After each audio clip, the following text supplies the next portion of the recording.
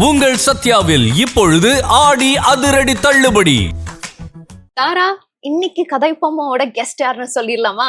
Guest யாருன்னு சொல்றதுக்கு முன்னாடி இந்த ப்ராவர்ப் கேள்விப்பட்டிருக்கியா? There is no friend as loyal as a book. Correct தான், பட் இப்ப எதுக்கு இந்த தத்துவம் சொல்ற?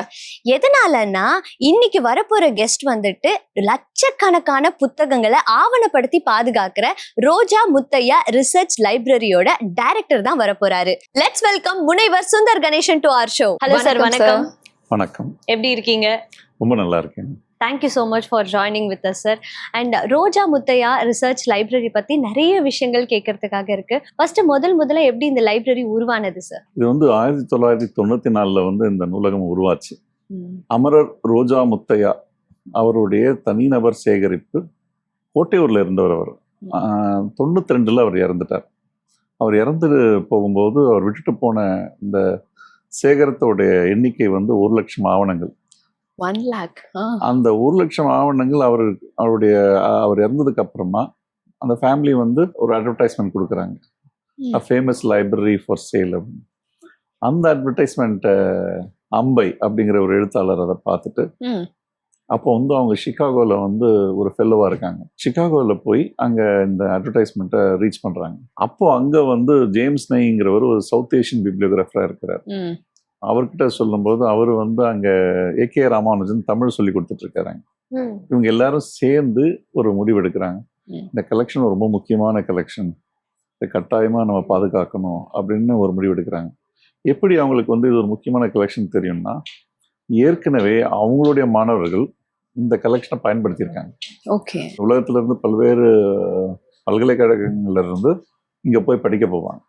தமிழ் ஆவணங்கள் எங்கெல்லாம் இருக்குன்னு தேடி போவாங்க. அப்படி இங்கே கோட்டையூருக்கு போய் படிப்பாங்க. அப்போ யூனிவர்சிட்டி ஆஃப் சிகாகோ உடைய ஒரு முன்னெடுப்புல தான் இந்த கலெக்ஷன் சென்னைக்கு கொண்டு வரப்பட்டது. அப்போ குளோபலா ஒரு எஃபர்ட் போட்டு பணம் ரைஸ் பண்றாங்க, இந்த கலெக்ஷனை வாங்கணும், ரிசர்வ் பண்ணணுங்கிறது. அப்படி தான் இந்த கலெக்ஷனை வாங்கி சென்னைக்கு கொண்டு வராங்க. அப்போ சென்னையில் வைக்கணுங்கிற ஒரு மிக முக்கியமான ஒரு முடிவு எடுக்கிறாங்க.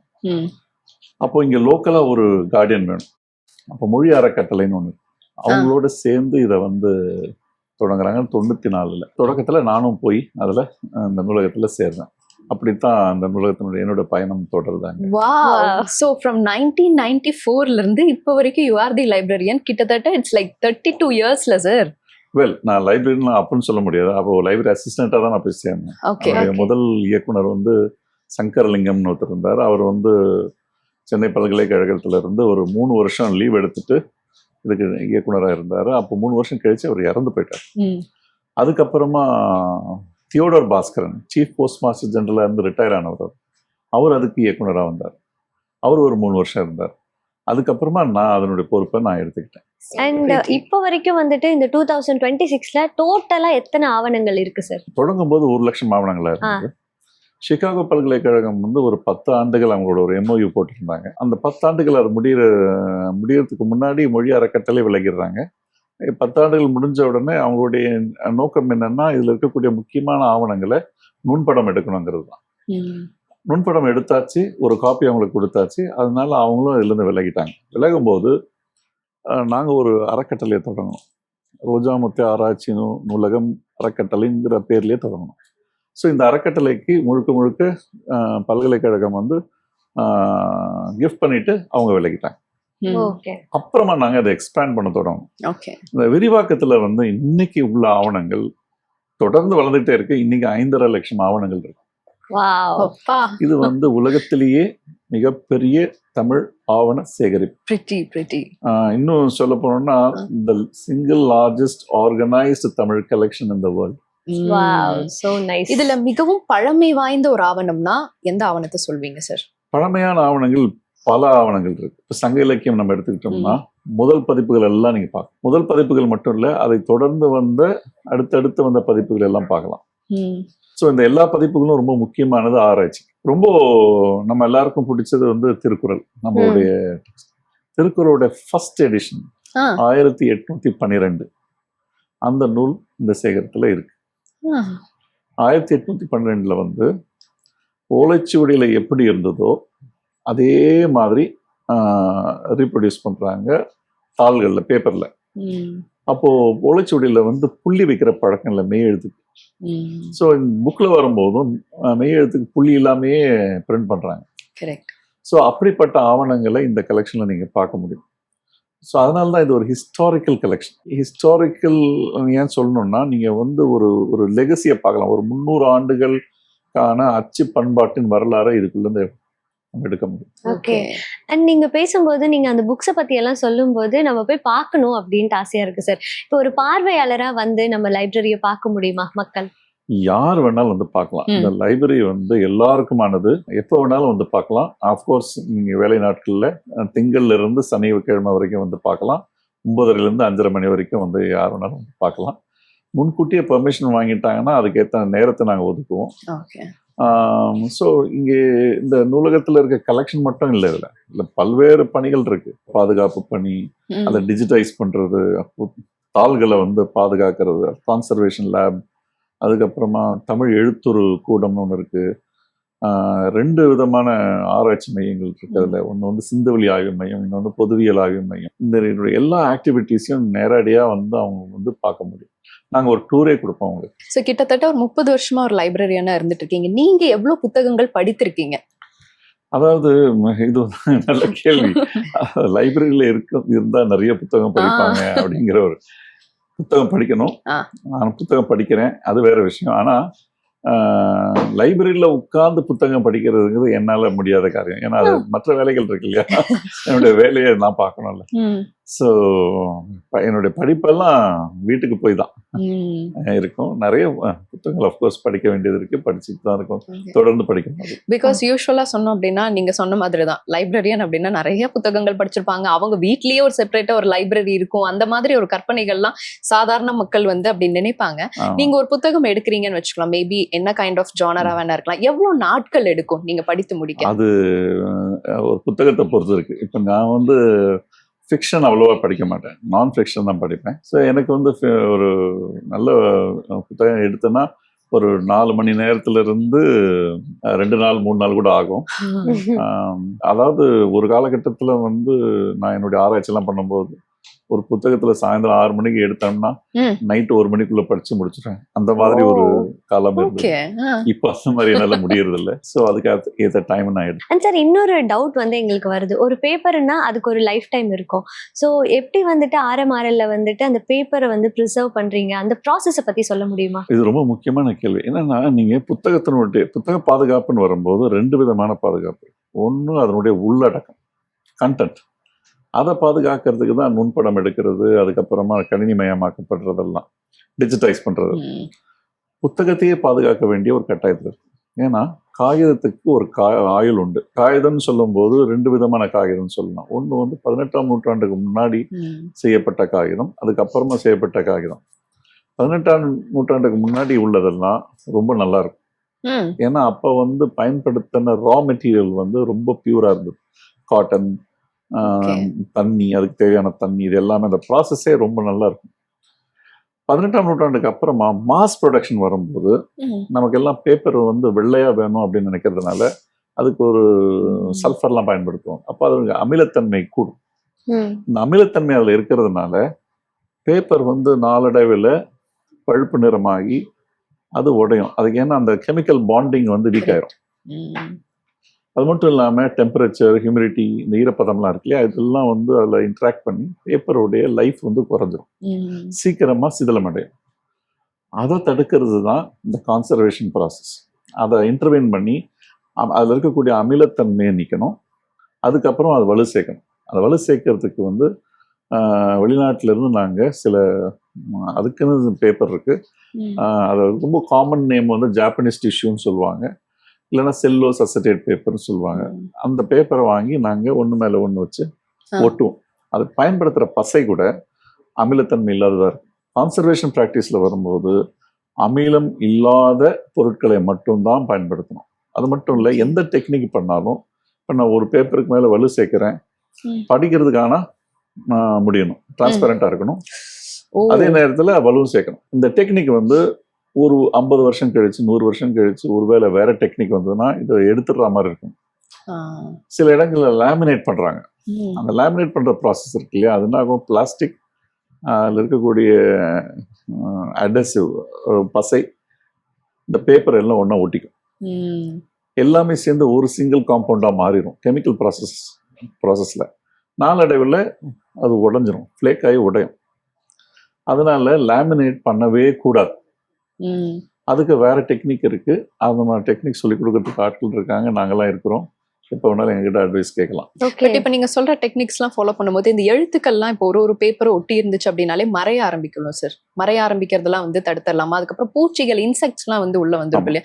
அதெல்லாம் இந்த டெக்னிக்ஸ் மூலமாவே தடுத்துடலாமா சார்? பூச்சி வந்து நம்ம மாதிரி ஒரு வெதர் கண்டிஷன்ல வந்து பூச்சியை தவிர்க்கவே முடியாது. அது மட்டும் இல்லாம பூச்சி வர்றதுக்கு முக்கியமான காரணம் வந்து அதுக்கு தேவையான உணவு அதில் இருக்கு.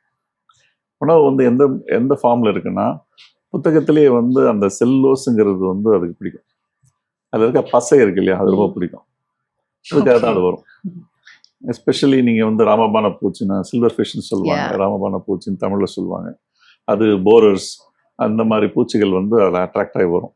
அது ஒண்ணு. ரெண்டாவது வந்து நம்ம சாப்பிடுற இடம் இருக்கு இல்லையா, நீங்க லைப்ரரியிலேயே உட்கார்ந்து அந்த இடத்துல சாப்பிட்றது, தூரமா உட்காந்து சாப்பிட்றதுக்கு வித்தியாசம் இருக்கு. அங்கேயே நீங்க அந்த வேஸ்ட்டை போட்டீங்கன்னா கட்டாயம் பூச்சி வரும். எலியில இருந்து, அணில இருந்து, சின்ன சின்ன பூச்சிகள் இருந்து எல்லாமே வரும். ஸோ நம்ம வந்து ஃபுட்டை வந்து கண்ட்ரோல் பண்ணணும், எங்க சாப்பிடணும் எங்க சாப்பிடக்கூடாதுங்கிறது ஒன்று. பூச்சிகளுக்கு என்ன பண்றோம்னா, நாங்க இதுக்கு முன்னாடிலாம் வந்து கெமிக்கல் ட்ரீட்மெண்ட் தான் இருந்தது. நாங்க வந்து எது பூச்சிக்கு நல்லது இல்லையோ அது மனுஷங்களுக்கும் நல்லது இல்லை. இன்ஃபேக்ட் ரோஜா முத்தையாவே அவர் சீக்கிரமா இறந்து போனதுக்கான ஒரு காரணம் வந்து சொல்றதுக்கு நான் கேள்விப்பட்டது வந்து, அவர் அதிகமாக டிடிடி பயன்படுத்துவார் பூச்சி கொள்றதுக்காக. அது வந்து அவர் ரொம்ப இன்ஹேல் பண்ணியிருக்காரு. அதனால அவருக்கு அந்த லங்ஸ் எஃபெக்ட் ஆயிருக்கும் அப்படிங்கிற ஒரு இது கேள்விப்பட்டிருக்கேன். அதனால நாங்கள் என்ன பண்றோம், கெமிக்கல்ஸ் எதுவுமே பயன்படுத்துறதில்லை. பூச்சி உயிர் வாழறதுக்கு ஆக்சிஜன் தேவை, அமில வாயு தேவை. ஸோ அதை வந்து நீங்கள் கட் பண்ணணும். அப்போ நாங்கள் என்ன பண்ணுறோம், அதுக்கு ஒரு சேம்பர் ஒன்று எங்கெங்கே இருக்குங்கிறத பார்க்கும்போது போர்ச்சுகலில் அப்படி ஒரு உருவாக்கி வச்சுருக்காங்க. அதுலேருந்து நாங்கள் அதை வாங்கினோம். அதை வாங்கினா அதில் என்னன்னா, அது ஒரு நைட்ரஜன் சேம்பர். நைட்ரஜன் வந்து ஒரு இன்னர்ட் கேஸ். நீங்கள் அட்மாஸ்பியரில் அதிகமாக இருக்கிறது ஆக்சிஜன், நைட்ரஜன் தான். ஸோ இந்த நைட்ரஜன் என்ன பண்ணுறோம், இந்த சேம்பருக்குள்ள ஃபில் பண்ணிட்டு ஆக்சிஜன் எல்லாத்தையுமே எடுத்துருவோம். அதுக்கான பம்பெல்லாம் இருக்கு, கம்ப்ரஸர் வச்சு எடுத்துருவோம். இதுக்குள்ளார அந்த சேம்பருக்குள்ளார ஒரு 2000 ஒரு 3000 புத்தகங்களை லோட் பண்ணிடும். அது 21 நாளுக்கு அந்த சேம்பரில் வச்சிடும். ஸோ அதில் இருக்கிற எல்லா பூச்சியும் செத்து போயிடும்.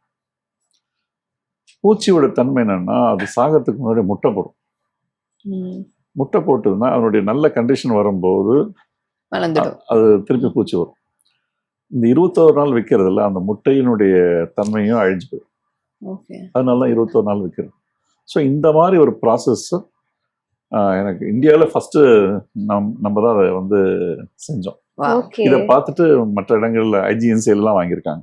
அண்ட் இன்னொரு விஷயம், உங்களோட இவ்வளோ நாள் எக்ஸ்பீரியன்ஸ்ல இந்த லைப்ரரியில இருந்ததுல ஏதாவது ஒரு அற்புதமான அரிய வகையான ஒரு புத்தகத்தை பார்த்து அதை ப்ரிசர்வ் பண்ண முடியாம போயிருக்கா, ரீஸ்டோர் பண்ண முடியாம போயிருக்கா? ரீஸ்டோர் கட்டாயம் பண்ண முடியும், பண்ண முடியாதுங்கிற ஒரு ஸ்டேஜ் வந்துடும். சில புத்தகங்கள் வந்து நீங்க தொட்டாலே உடையும், அப்போ ஒன்றும் செய்ய முடியாது. அந்த ஸ்டேஜுக்கு போன புத்தகங்கள் இருக்கு. ஆனால் நல்ல வேலை, அது எங்களுக்கு ஒரு லக்குன்னு தான் சொல்லணும், அதுக்கு டூப்ளிகேட் காப்பி இருந்ததுனால, நல்ல காப்பி இருந்ததுனால அது பரவாயில்லன்னு விட்டுட்டோம். அதனால் அந்த டூப்ளிகேட் காப்பியை ப்ரிசர்வ் பண்ணிடுவோம். அதனால் நம்ம என்ன பண்ணோம், நமக்கு தெரியலையா எப்படி ப்ரிசர்வ் பண்ணணும் தெரியலையா, அதை ஒரு சீல் பண்ணி பத்திரமா ஒரு எக்ஸ்பர்ட் வர வரைக்கும் எடுத்து வைக்கணும். அதுதான் ரொம்ப முக்கியமான விஷயம். இதில் அந்த ஒரு எக்ஸ்பர்ட்ட கேட்காம அந்த வேலையை ரிஸ்டோர் பண்ணுற வேலைக்குள்ளே இறங்கக்கூடாது. தெரியாம நிறைய பேர் மிஸ்டேக்ஸ் பண்ணியிருக்காங்க. நான் லேமினேஷன் சொன்ன மாதிரி, lamination is unacceptable anywhere in the world as a conservation practice. அதனால சரியான டெக்னிக்கை பயன்படும். ஸோ 1994 இருக்கும்போது it was like 1 lakh books கிட்டத்தட்ட அப்படி இருந்தது. அண்ட் இப்போ கரண்ட் சிச்சுவேஷன் இன் 2026 கிட்டத்தட்ட 5.5 லட்சம் புக்ஸ் வந்து நீங்க வச்சிருக்கீங்க. How to you collect the books? 94 எடுக்கும்போது புக்ஸ் 1 லட்சம் கிடையாது, மொத்த ஆவணங்கள், அதாவது புத்தகங்கள், இதழ்கள், நூல்சார் ஆவணங்கள் எல்லாம் சேர்த்து 1 லட்சம். அந்த மாதிரி இன்னைக்கு 5.5 லட்சம் ஆவணங்கள் இருக்கு. அப்போ வந்து அவங்க பணம் கொடுத்து வாங்கிட்டாங்க. ஆனால் இப்போ வந்து நாங்கள் வந்து தொடர்ந்து நாங்கள் எந்த பணமும் யாருக்கும் கொடுக்கறது இல்லை. எல்லாம் கிஃப்ட்ஸ் அண்ட் டொனேஷன்ஸ் மட்டும்தான். நாங்கள் வந்து டிஸ்ட்ரிக்டாக போய் தேடி இருக்கோம் புத்தகங்களை. யார் யாரெல்லாம் ப்ரொஃபஸர்ஸ் இருக்காங்க, எந்தெந்த யூனிவர்சிட்டியில் இருக்காங்க, அவங்க ரிட்டையர் ஆகிறாங்க, அவங்கள எல்லாரையும் நாங்கள் ட்ராக் பண்ணி அவங்கக்கிட்ட போய் பேசுவோம். அவங்கள டொனேட் பண்ண சொல்லுவோம். அவங்க ஒருவேளை அவங்க கொடுக்க விருப்பம் இல்லைன்னா நாங்கள் ஒரு காப்பி எடுத்துகிட்டு கொடுக்குறோன்னு சொல்லுவோம். அதுக்கு அவங்க அலோவ் பண்ணுவாங்க. அந்த மாதிரி தான் இந்த கலெக்ஷன் வளர்ந்துருக்கு. ஸோ இது வந்து ஒரு தொடர் வேலை. எங்களுடைய நோக்கம் என்னன்னா, டிஜிட்டைசேஷன் டெக்னாலஜி வந்து உண்மையிலேயே பயனுள்ளது தான். ஆனால் அதில் சில அபாயங்களும் இருக்கு. இப்போ நீங்கள் டிஜிட்டலாக எல்லாம் பண்ணிட்டா இன்னைக்கு வந்து வேற வழியில டிஜிட்டைஸ் எல்லாரும் பண்ணுறாங்க. சீப்பர் டெக்னாலஜி கூட தான். ஆனால் டிஜிட்டலாக இருக்கிறத நம்மளால கண்ணால் பார்க்க முடியாது. அதுக்கு ஒரு கருவி வேணும், கம்ப்யூட்டர் வேணும், ரிட்ரீவிங் சாஃப்ட்வேர் வேணும், அந்த சாஃப்ட்வேர் அப்டேட் ஆகிருக்கணும். இது ஒரு பர்டிகுலர் ஃபார்மேட்டில் இருந்தால் மட்டும்தான் அது இருக்கும். இல்லைன்னா அது டிஸ்இன்டெகிரேட் ஆகிடும். இந்த டிஜிட்டல் இமேஜ் உடைஞ்சிடும். அப்போது காணாமல் போயிடும். ஸோ வர்ச்சுவல் ஸ்பேஸில் இருக்கிறதுக்கு நமக்கு என்ன நடக்குதுன்னு நமக்கு தெரியாது. அதுக்கு வந்து ஒரு எக்ஸ்பென்சிவ் ப்ரோக்ராம் தான் தேவைப்படுது. அது செக்ஸாம் போட்டு கண்டினியூஸாக ரன் பண்ணிகிட்டே இருக்கணும், ஒழுங்காக இருக்கா இல்லையான்னு. நாங்கள் என்ன பண்ணுறோம், ஒரு கன்சர்வேட்டிவ் அப்ரோச். அதாவது என்ன அப்ரோச்னா, புத்தகத்தை பாதுகாப்போம், ஒரிஜினல் அந்த நுண்படத்தை பாதுகாப்போம், அந்த டிஜிட்டல் காப்பியை பாதுகாப்போம். அந்த டிஜிட்டல் காப்பி எதுலாம் காப்பிரைட்டில் இல்லையோ அதெல்லாம் ஆன்லைனில் போட்டிருப்போம். ப்ளஸ் இந்த டிஜிட்டல் காப்பியை க்ளவுடில் சேவ் பண்ணியிருப்போம், அதோட மிரர் சைஸில் சேவ் பண்ணியிருப்போம். ஸோ இத்தனை இடங்கள்ல இருக்கும். ஏன் இந்த பயம்னா, பல்வேறு விதமான தாக்கங்கள் வரலாம். இது எல்லாத்தையும் ப்ரெடிக்ட் பண்ணணும். நீங்கள் அந்த பேரிடர் மேலாண்மைன்னு ஒரு பெரிய நூலகங்களுக்கு தேவையான ஒரு விஷயமா இருக்கு. பண்பாட்டு காவலர்கள்ட்ட இருந்து கூட காப்பாற்ற வேண்டிய சூழ்நிலை வரும். எடுத்துக்காட்டாக சொல்லணும்னா, நீங்கள் வந்து ஸ்ரீலங்காவில் வந்து யாழ்ப்பாண நூலகத்தை எரிச்சாங்க. உலகம் பூரா தொடர்ந்து நூலகங்கள் தாக்கப்பட்டிருக்கு. அதனால இது ஒரு பண்பாட்டு சின்னம், பண்பாட்டு அடையாளமாக இருக்கு. அதனால ரொம்ப நம்ம கவனமாக இதை வந்து பாதுகாக்க வேண்டிய பொறுப்போட செய்ய வேண்டியதாக இருக்கு. இது வந்து அதனால தான் நாங்கள் என்ன நினைக்கிறோம், இது எங்களோட கடமை மட்டும் இல்லை, ஒட்டுமொத்த தமிழர்களுடைய கடமையை நாங்கள் பார்க்கணும். நிச்சயமா சார். அண்ட் இவ்வளோ பெரிய லெகசி இருக்கிற ஒரு லைப்ரரி, அதுக்கு எங்க இருந்து ஃபண்ட்ஸ் வருது அண்ட் அதோட ஃபியூச்சர் க்ரோத்க்கு என்னென்னலாம் பிளான் பண்றீங்க? முதல் 10 ஆண்டுகள் வந்து சிகாகோ பல்கலைக்கழக அவங்களோட கழகத்தோட இருந்ததுனால அந்த மானியம் அங்கே வந்துட்டு இருந்தது. அதுக்கப்புறமா நாங்களே வந்து இது பாதுகாக்கிறதுக்கு இன்டர்நேஷ்னலாக நிறைய ஆர்கனைசேஷன், பிரிட்டிஷ் லைப்ரரி, மற்ற யூனிவர்சிட்டிஸ் இருக்கும், அவங்களுக்காக கேட்லாக் பண்ணுறது. அதுக்கப்புறமா இங்கே இருக்கக்கூடிய ஸ்பெசிஃபிக்காக ஒரு ப்ராஜெக்ட் எடுத்து இதை ப்ரிசர்வ் பண்ணணும்னு சொன்னால் அதுக்கான பணம் வாங்குறது. இப்படி தான் ப்ராஜெக்ட் ஃபண்டிங்கில் தான் நாங்கள் ரன் பண்ணிட்டு இருந்தோம். இந்த 2 வருஷமாக தான் எங்களுக்கு தமிழ்நாடு கவர்மெண்ட் கிட்ட இருந்து ஒரு மானியம் வருது. அது வந்து ஒரு பார்ட் கிராண்ட்னு சொல்லலாம். அந்த பார்ட் கிராண்ட் மூலமாக சில பேருக்கு சம்பளங்கள் கொடுக்கக்கூடிய வகையில் அது பயனுள்ளதாக இருக்குது. மீதி இருக்கவங்களுக்கு மற்ற ஆக்டிவிட்டீஸ்க்கு நாங்கள் ப்ராஜெக்ட்ஸ் தான் நாங்கள் எதிர்பார்த்துட்ருக்கோம். ஸோ இப்படி தான் நாங்கள் ரன் பண்ணிகிட்ருக்கோம். ஃப்யூச்சருக்கு வந்து கட்டாயம் ஒரு கார்பஸ் தேவை, அதை உருவாக்கணும். அந்த கார்பஸ் உருவாக்குறதுல வந்து எங்களோட அறங்காவலர்கள் முயற்சியில் இருக்கிறாங்க, நாங்கள் தொடர் முயற்சியில் இருக்கோம். அது இல்லாமல் இப்போ இந்த லைப்ரரியோட ஃப்யூச்சரை பார்த்தோம்னா, அடுத்த கட்டத்தை கொண்டு போகிறதுக்கு வந்து நாங்கள் தமிழ் அறிவு வளாகம்னு ஒன்று கட்டிகிட்டு இருக்கோம். இந்த தமிழ் அறிவு வளாகம்ங்கிறது வந்து எங்களுடைய 32 ஆண்டுகால அனுபவத்தை மொத்தமாக எடுத்து பார்க்கும்போது இது வெறும் இப்போ நூலகமாக மட்டும் இல்லை, ஆவணக்காப்பகம் இருக்குது, இது ஒரு மியூசியமாக இருக்குது, கேலரிஸ் இருக்குது, கண்காட்சிகள் வைக்கிறோம், மக்கள் வந்து பார்க்குறாங்க கண்காட்சிகளை, ஆய்வு மையங்கள் இருக்குது. ஸோ இது எல்லாத்தையும் உள்ளடக்கினதாக இருக்கணுங்கிறதுக்காக அதை ரீபிராண்ட் பண்ணிகிட்ருக்கோம், தமிழ் அறிவு வளாகம் அப்படிங்கிற பேரில். அதில் ரோஜாமுத்து ஆராய்ச்சி நூலகம் மிக முக்கியமான பங்கு வகிக்கும். தொடர்ந்து அதனுடைய பணிகளை செஞ்சுக்கிட்டு இருக்கோங்கிறது தான் அது. ஸோ இந்த தமிழ் அறிவு வளாகங்கிறது அதே இப்போ நாங்களுக்கு அரசு கொடுத்த அந்த இடத்துல நாங்கள் இப்போ கட்டிகிட்டு இருக்கோம். அது வந்து ஒரு 40 கோடி ரூபாய் ப்ராஜெக்டில் நடந்துகிட்ருக்கு. உலகத்தில் இருக்கக்கூடிய தமிழர்கள் எல்லாம் இதுக்கு வந்து கொடையளிச்சிட்டு இருக்காங்க. அதாவது பெரும் கொடையாளர்கள் இருக்காங்க, சாதாரண கொடையாளர்கள். நாங்கள் வந்து வரலாற்றில் ஒரு சதுரடிங்கிற ஒரு கான்செப்டை முன் வச்சோம். அதில் ஒரு சதுரடிக்கு 5000 ரூபாய் வந்து கொடுங்கன்னு கேட்டோம். அது மாதிரி நிறைய பேர், சில பேர் 1 சதுரடி கொடுக்குறாங்க, சில பேர் 10 சதுரடி கொடுக்குறாங்க. நல்லா ரீச் ஆகிட்டு இருக்காது.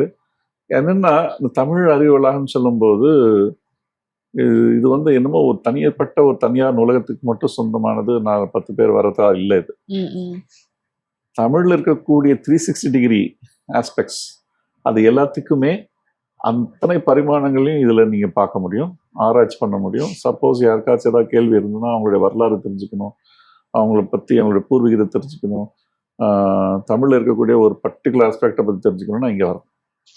ஒரு கொடையின் கீழ் எல்லாமே பார்க்கக்கூடிய வகையில் இதை நாங்கள் அமைச்சிருக்கோம். ஸோ நிறைய பேர் அப்ராட்ல இருக்காங்க, எங்களால ஆன்லைன்ல ஆக்சஸ் பண்ண முடியுமா, இந்த புக்ஸ் எல்லாம் எங்களாலையும் படிக்க முடியுமா அப்படின்னு சொல்லி ரொம்ப ஈகரா இருப்பாங்க. அதுக்கான வழிமுறைகள் எப்படி சார்? அதான் நான் சொன்னேன் இல்லையா, நாங்கள் டிஜிட்டல் லைப்ரரி ஆன்லைன்ல இருக்குது.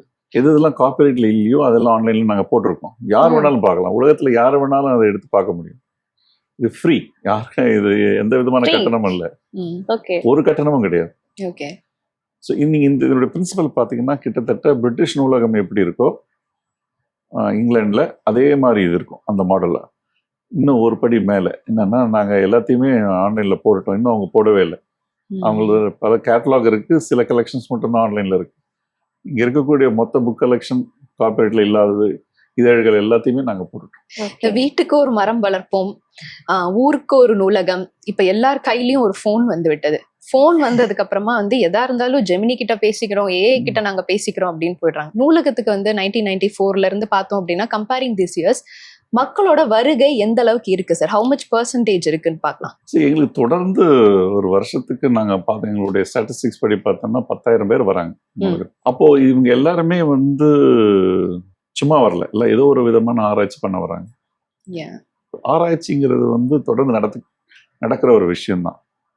நீங்கள் என்னதான் டெக்னாலஜி வந்தாலும், கிளவுடு, அது டிஜிட்டல் லைப்ரரி வந்தாலும், இப்போ நீங்கள் வந்து டிஜிட்டல் லைப்ரரியில் ஒரு விஷயம் இருக்கு, அதை நீங்கள் ஆத்தென்டிக்காக பார்க்கணும், இது உண்மைதானா. நீங்கள் டிஜிட்டலாக இருக்கும்போது சில டேம்பர் பண்ண முடியும், ஆனால் அது ஃபிசிக்கலாக நீங்கள் வந்து பார்க்கணும்.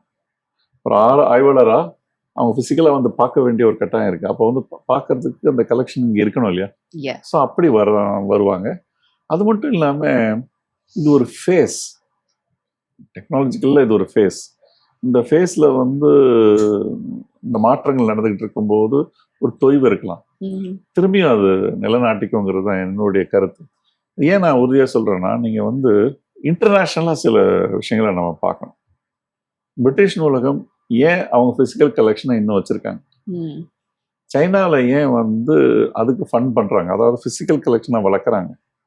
ஏன் வெறும் டிஜிட்டலாக கன்வெர்ட் பண்ணிட்டு தூக்கி போட்டுடலாமே, ஏன் அதை வளர்க்குறாங்க? ஸோ இந்த மாதிரி நீங்கள் எடுத்து பார்க்கும்போது இதுக்கு பின்னாடி இருக்கக்கூடிய சைக்காலஜி ரொம்ப முக்கியம். இது ஒரு ஃபியூச்சரிஸ்டிக்காக யோசிக்கிறேன். அதனால இன்னைக்கு நீங்கள் அண்ணா நூற்றாண்டு நூலகத்தை எடுத்துக்கோங்களேன், நிறைய பேர் வீட்டில் உட்காந்து படிக்கிறதுக்கான சூழல் இருக்காது. ஸோ அவங்க ஒரு நூலகத்துக்கு போய் படிக்கணும், உங்கள் சொந்த புக்கை கொண்டு போய் படிக்கணும், அந்த அளவுக்கு வசதிகள்லாம் இருக்குது இன்னைக்கு. ஸோ அரசு அந்த மாதிரி விஷயங்களை செஞ்சு கொடுத்துருக்கு. ஸோ அந்த மாதிரி நிறைய ஸ்பேசஸ் கிடையாது. அப்போ இந்த ரோஜா முத்தையா நூலகம் ஒரு ஸ்பேஸாக இருக்கும். அந்த மாதிரி விஷயங்களுக்கும் ஆட்களும் வந்து படிக்கலாம். அதே மாதிரி இப்ப இருக்கிற ஜெனரேஷன்ல இருக்கவங்க வந்துட்டு நிறைய இடங்கள்ல தமிழ்னு சொல்லிட்டு பேசுவாங்க. பட் ஆனா படிக்கிறதோ எழுதுறதுலோ வந்துட்டு ரொம்ப வீக்கா இருக்காங்க. ஸோ அவங்களுக்கு என்ன சொல்லணும்னு நினைக்கிறீங்க? கட்டாயம் படிக்கணும். முதல்ல வந்து அப்பா அம்மா படிக்கணும். நீங்க வெறும் குழந்தைங்களை படின்னு சொல்றதுல எந்த விதமான ப்ராப்ளம் தான். அது அப்பா அம்மா படிக்கிறத பார்த்து குழந்தைங்க படிக்க ஆரம்பிக்கணும். ஸோ ஃபர்ஸ்ட் பேரண்ட்ஸ் அண்ட் ஸ்கூலும் சப்போர்ட்டிவாக இருக்கணும். ஸ்கூல்ஸில் வந்து வெறும் டெக்ஸ்ட் புக் பேஸ்ட் எஜுகேஷனாக இல்லாமல் கொஞ்சம் ஆக்டிவிட்டி பேஸ்ட் எஜுகேஷனாக மாறணும். புக்கை பார்த்து பயந்து ஓடாத அளவுக்கு புத்தகங்கள் வரணும். அழகான புத்தகங்களை உருவாக்கலாம், ஆர்ட்ஃபுல்லான புத்தகங்களை உருவாக்கணும். அதுக்கான ஸ்கோப் இருக்குது, ஸ்பேஸ் இருக்குது, நம்மக்கிட்ட அவ்வளோ க்ரியேட்டிவிட்டி இருக்குது நம்ம மக்கள்கிட்ட. அதை எப்படியாவது கொண்டு வரணும். வந்ததுன்னா இதெல்லாம் டெஃபினட்டாக இன்னைக்கு நிறைய ஆடியோ புக்ஸ் வந்துருச்சு, நீங்கள் படிக்கிறதுக்கு முடியலன்னா கேட்கலாம். ஸோ அந்த மாதிரி ஏதோ ஒரு விதத்தில் வந்துக்கிட்டு தான் இருக்குது. கட்டாயம் அது எந்த விதத்துலையும் குறையாது, வரும். நம்மளுடைய ஒரு 100 வருஷத்துக்கு முன்னாடி, 150 வருஷத்துக்கு முன்னாடி எத்தனை பேர் படிச்சவங்க இருந்தோம்? படிப்பே மறுக்கப்பட்டவங்க தானே. இன்னைக்கு ஒரு சொசைட்டி அந்த கணக்கு பார்த்தீங்கன்னா நிச்சயமா நம்ம பாசிட்டிவா தானே இருக்குது. ஸோ அது பரவாயில்ல, அதனால டெஃபினட்டா அது இம்ப்ரூவ் தான் ஆகும் நான் நினைக்கிறேன். பட் நீங்க ஆடியோ புக்ஸ் பத்தி சொல்லும் போது சார், படிக்கிறதுக்கும் சரி கேட்கறதுக்கும் வந்து எது ஆக்சுவலா வந்து ரொம்பவே powerful, which is actually very useful also? அது ரொம்ப சப்ஜெக்டிவான விஷயம். சில பேருக்கு படிக்கிறது ரொம்ப பிடிக்கும், சில பேர் கேட்கறது தான் அவங்களுக்கு ஈஸியாக வரும். இப்போ இது எப்படின்னா நீங்கள் ஒரு புக்குக்கும் சினிமாவுக்கும் உள்ள வித்தியாசம் மாதிரி இருக்கு. சில பேருக்கு சினிமா பிடிக்கும். காட்ஃபாதர் எடுத்துக்கிட்டிங்கன்னா புக்கு தான் பெஸ்ட்டுன்னு சொல்லக்கூடிய ஆட்கள் இருக்காங்க, சினிமா தான் பெஸ்ட்டுன்னு சொல்லக்கூடிய ஆட்கள் இருக்காங்க. அந்த மாதிரி அது. அண்ட் அதே மாதிரி வந்து சார் லைப்ரரியோட க்ரோத்காக ஃபியூச்சர் க்ரோத்காக வந்துட்டு நிறைய ஃபண்டிங்ஸ் பத்தி வந்து சொன்னீங்க. ஸோ யாராவது ஒருத்தங்க நம்ம கான்ட்ரிபியூட் பண்ணோம் அப்படின்னு நினைக்கிறாங்கன்னா அது என்ன வே? எங்களுடைய வெப்சைட் இருக்கு, அதை பார்க்கலாம். இல்லை எங்களை யாராவது காண்டாக்ட் பண்ணலாம். இமெயில், டெலிஃபோன், இது எல்லாம் இருக்குது. இது ஏதாவது ஒரு வழியில் எங்களை காண்டாக்ட் பண்ண முடியும். பெஸ்ட்டு வெப்சைட்டில் எல்லா தகவல்களும் அந்த வெப்சைட்டில் கொடுத்துருக்கோம் நாங்கள். மற்றபடி அவங்களே வந்து வேறு ஏதாவது சஜஷன் கொடுத்தாலும் நாங்கள் அதை ஏற்றுக்க தயாராக இருக்கிறோம். ஸோ ஃபண்டிங் வந்து வெளிநாட்டிலேருந்தும் வருது. அதுக்கு வந்து எங்களுக்கு ஒரு எஃப்சிஆர்ஐ அக்கௌண்ட்லாம் இருக்குது, அது வழியாக பணம் கொண்டு வரலாம். இங்கே உள்நாட்டில் இருக்கவங்களுக்கு ஏடிஜி எக்ஸம்ஷன் இருக்குது, ஐடி 50% எக்ஸம்ஷன் இருக்குது. ஸோ அது மூலமாகவும் அவங்க கான்ட்ரிபியூட் பண்ணலாம். சிமிலர்லி சார், முதல் அச்சிடப்பட்ட புத்தகம் அப்படின்னா அது எந்த புத்தகம்?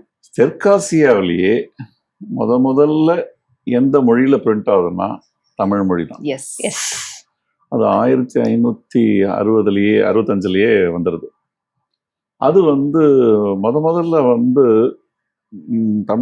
இந்தியாவுக்கு வெளியில லிஸ்பான்ல வந்து போர்ச்சுகல்ல தமிழ், ஆனால் போர்ச்சுகல்ல படிக்கணும், அப்படி பிரிண்ட் பண்றாங்க. அதுக்கப்புறமா ஃபர்ஸ்ட் தமிழ் புக்கு வந்து தமிழ்லயே அச்சாகிறது வந்து கோவால. இந்த வெஸ்ட் கோஸ்ட் முழுக்க கேத்தலிக்ஸ் வந்து இறங்குறாங்க. அவங்க வந்து தமிழ்ல நிறைய பிரிண்ட் பண்ணிட்டு வராங்க கோவால. அதுக்கப்புறமா கொன்கன் கோஸ்ட்ல, மலபார்ல. அப்புறமா ஒரு சின்ன தொய்வு வருது. அதுக்கப்புறம் வந்து ப்ராட்டஸ்டன்ட் மிஷனரிஸ் வந்து இங்க தரங்கம்பாடிக்கு வராங்க. ஜீகன்பார்க் தான் 1706 வர்றாரு அவர். ஜெர்மன் டானிஷ் மிஷன் சொல்லி பணம் வந்து டென்மார்க் கொடுக்குது. ஆனால் அங்கே உள்ள ஆட்கள் யாருமே இல்லை. அதனால ஜெர்மனியிலிருந்து ஒருத்தர் நான் போகிறேன்னு சொல்லி வர்றாரு. அவர் தான் ஜீகன்பார்க். டானிஷ் ஹாலே மிஷன் சொல்லுவாங்க, ஜெர்மன் மிஷன் சொல்லுவாங்க. ஃப்ராங்கே ஃபவுண்டேஷனில் இருக்கிறார் அவர். ஜெர்மனியில் இருக்கிற ஃப்ராங்கே ஃபவுண்டேஷன்ல இருந்து இவர் வராரு. 1706 வந்து தரங்கம்பாடியில் இறங்கி இங்கே தமிழ் கற்றுக்கிட்டு தமிழில் பிரிண்ட் பண்ணணும்னு நினைக்கிறாரு. அதுக்காக ஒரு அச்சு எந்திரத்தை கொண்டு வராரு லண்டன்ல இருந்து. ஸோ 1712 தொடங்கி 1713 வந்து இவங்க வந்து வெளியே கொண்டு வராங்க. அதுதான் முதல் தமிழ்நாட்டில் அச்சாகக்கூடிய ஒரு நூலாக நம்ம பார்க்கலாம். அதனோட டைட்டில் பேர் வந்து அக்கியானம்னு, பைபிளோட ஒரு அப்ரிஜ்டு வெர்ஷன், சின்ன பேம்ப்ளெட். அது நம்ம நூலகத்தில் ஒரு காப்பி இருக்கு, பார்க்கலாம். ஸோ அக்கியானம்ங்கிறது வந்து தொடர்ந்து ஜீகன்பார்க் நிறைய டாக்குமெண்ட் பண்றாரு. ஒக்காபுலரி தமிழுக்கும் ஜெர்மனுக்கும் எடுத்து வச்சுக்கிறாரு. அதுக்கப்புறம் இங்கே இருக்கக்கூடிய சொற்கள் எல்லாத்தையும் கலெக்ட் பண்றாரு. அங்கே வந்து ஒரு பக்கத்துலேயே பொறையாருங்கிற ஒரு இடத்துல ஒரு டைப் ஃபவுண்டரி செட்டப் பண்ணி அச்சிடுறதுக்கு உங்களுக்கு டைப் ஃபேஸஸ் வேணும் இல்லையா, அதுக்கு ஆனால் இது அங்கேருந்து தான் வருது. பேப்பர், அச்சு, டைப் ஃபேஸஸ், அதுக்கப்புறமா உங்களுக்கு பிரிண்டிங் வருது. ஸோ நீங்கள் முதல்ல அவங்க பயன்படுத்தின இது வந்து உட்கட்னு சொல்லுவாங்க, மரத்துலேயே கட் பண்ணி அதனுடைய அச்சிலிருந்து தான் புக்காக போடுறாங்க. மெல்ல மெல்ல உங்களுக்கு டைப் ஃபேஸஸே வருது, மெட்டல் ஃபேஸஸே வருது.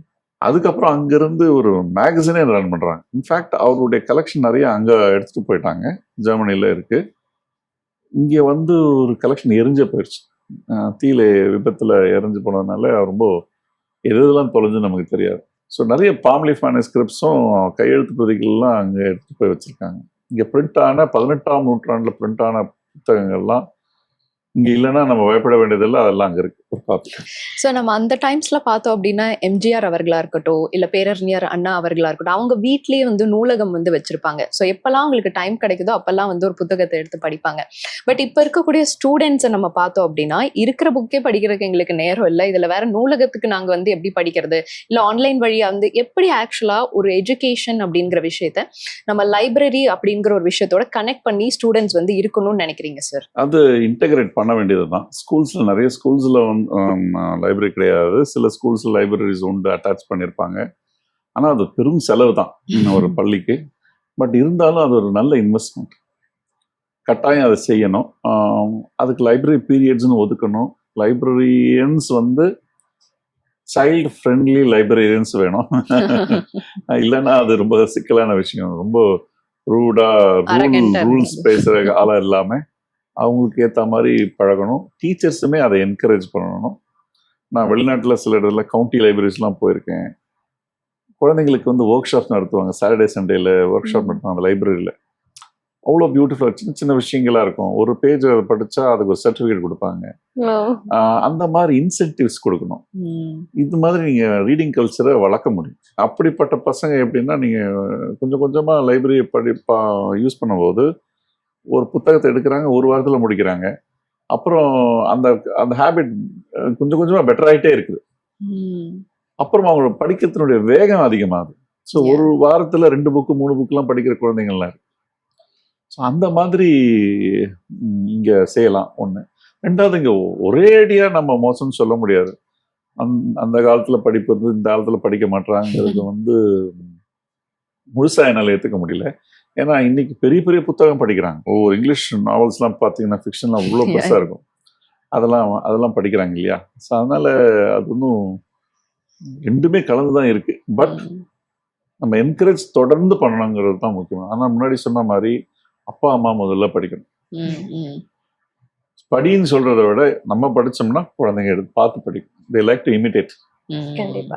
அண்ட் சார், நீங்க வந்துட்டு இதுக்கு முன்னாடி ஒரு பேப்பரை எப்படி ப்ரிசர்வ் பண்றது அப்படின்னு சொன்னீங்க. இதே மாதிரி ஒரு பழமையான புத்தகத்தை எப்படி டிஜிட்டலைஸ்டா கன்வெர்ட் பண்றது, அந்த ப்ராசஸ் பத்தி சொல்ல முடியுமா? டிஜிட்டைஸ் பண்றதுக்கு வந்து நிறைய டெக்னாலஜி வந்து அதுக்கு வந்து விதவிதமான ஸ்கேனர்ஸ் இருக்கு. ஃபிளாட் பெட் ஸ்கேனர் ஒன்று இருக்கு, ஓவர் ஹெட் ஸ்கேனர் இருக்கு. ஓவர் ஹெட் ஸ்கேனர்ல நீங்க புத்தகத்தை தலைகீழ வச்சு பண்றது. இப்படி ஃபேஸ் அப் ஸ்கேனர், ஃபேஸ் டவுன் ஸ்கேனர் இருக்கு. எஸ்எல்ஆர் கேமரா வச்சு ஸ்கேன் பண்ணலாம். ஸோ இந்த மாதிரி பல டெக்னிக்ஸ் இருக்கு. இதெல்லாம் வெளிநாட்டுல இருந்து தான் கொண்டு வரணும். அன்பார்ச்சுனேட்டா வேற எதுவும் இல்லை. டிஜிட்டைஸ் பண்றதுல வந்து ரொம்ப முக்கியமானது வந்து நாட் ஜஸ்ட் த ப்ராசஸ், அது அந்த நாட் த டெக்னிக். என்ன ஃபார்மேட்ல பண்ணணும், எப்படி அதை எவ்வளோ ரெசல்யூஷன்ல அதை சேவ் பண்ணணும், என்ன ஃபார்மேட்ல சேவ் பண்ணுறது முக்கியம். இப்போ வந்து நிறைய பேர் ஜேபேகா சேவ் பண்ணுவாங்க. ஜேபேக்கான ஃபைல் வந்து அதற்கான டேட்டா இன்டெகிரிட்டி வந்து கம்மி. திடீர்னு அது உடஞ்சு போகிறதுக்கான வாய்ப்பு இருக்கு. அதனால இன்டர்நேஷ்னலா எல்லாரும் ஏற்றுக்கக்கூடிய ஒரு ஃபார்மேட் வந்து டிஃப் ஃபார்மேட். டிஃப் ஃபார்மேட்ல பண்ணணும். அது மினிமம் வந்து இத்தனை ரெசல்யூஷன் 400 DPI இருக்கணும் அப்படின்னு ஸ்டாண்டர்ட்ஸ்லாம் வச்சிருக்காங்க. இந்த மாதிரி ஸ்டாண்டர்ட்ஸை வந்து நம்ம ஃபாலோ பண்ணணும். ஸ்டாண்டர்ட்ஸை ஃபாலோ பண்ணுறது ஒவ்வொரு, இப்போ ரோட்ல டிராஃபிக்ல சிக்னலை ஃபாலோ பண்ணுற மாதிரி தான். பச்சை இருக்கும்போது தான் போகணும், ரெட் இருக்கும்போது போகக்கூடாது. இந்த மாதிரி 400 இல்லையா அதை ரிஜெக்ட் பண்ணணும். டிஃபா சேவ் பண்ணலையா அதை ரிஜெக்ட் பண்ணணும். ஸோ அந்த மாதிரி நம்ம அந்த ஸ்டாண்டர்ட்ஸை ஃபாலோ பண்ணால் டிஜிட்டைசேஷன் ஒரு நல்ல ப்ரோக்ராமாக இருக்கும். பட் அதுக்கப்புறம் ஸ்டோரேஜ், அது எப்படி ஸ்டோர், நான் ஏற்கனவே சொன்ன மாதிரி பல இடங்களில் நாங்கள் ஸ்டோர் பண்ணுறோம்னு சொன்னோம் இல்லையா? பத்திரப்படுத்துறதுங்கிறது அது பெரிய வேலை, பயங்கர செலவாகக்கூடிய ஒரு வேலை. நீங்கள் இன்னைக்கு வந்து ஒரு கிளவுடில் போய் வைக்கணும்னா என்ன மாதிரி கூகுளில் வைக்கலாம், இல்லைன்னா அமேசானில் வைக்கலாம். ஸ்டோர் பண்ணி வைக்கிறதுக்கு ஒரு காசு, ஒவ்வொரு வாட்டி ரிட்ரீவ் பண்ணும்போது அதுக்கு காசு செலவு பண்ணணும். நீங்கள் வெப்சைட்டில் போடுறீங்க, உங்கள் வெப்சைட்டில் போடுறீங்க, யாரோ படிக்கிறாங்க, யாரெல்லாமா படிக்கிறாங்க, யார் வந்து படித்தாலும் நம்ம தான் பே பண்ணணும். ஒவ்வொரு வாட்டியும் வந்து பார்க்கறதுக்கு நம்ம பே பண்ணணும். ஸோ இந்த செலவுகள்லாம் இருக்கு. டிஜிட்டைசேஷன்ங்கிறது இந்த முழுசா தெரிஞ்சுக்கிட்டு நம்ம அதுக்குள்ள இறங்கணும். சார், இது அந்த வெப்சைட் பேர் அது சொன்னீங்கன்னா rmrl.in, ரோஜா முத்தையா ரிசர்ச் லைப்ரரி.in.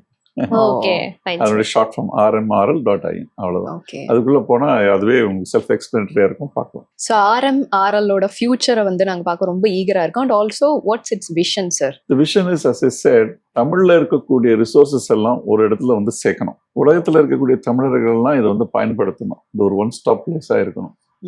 அவங்களுக்கு எது தமிழ் தொடர்பான எது கேட்டாலும் இந்த இடத்துல அவங்களுக்கு கிடைக்கணும்.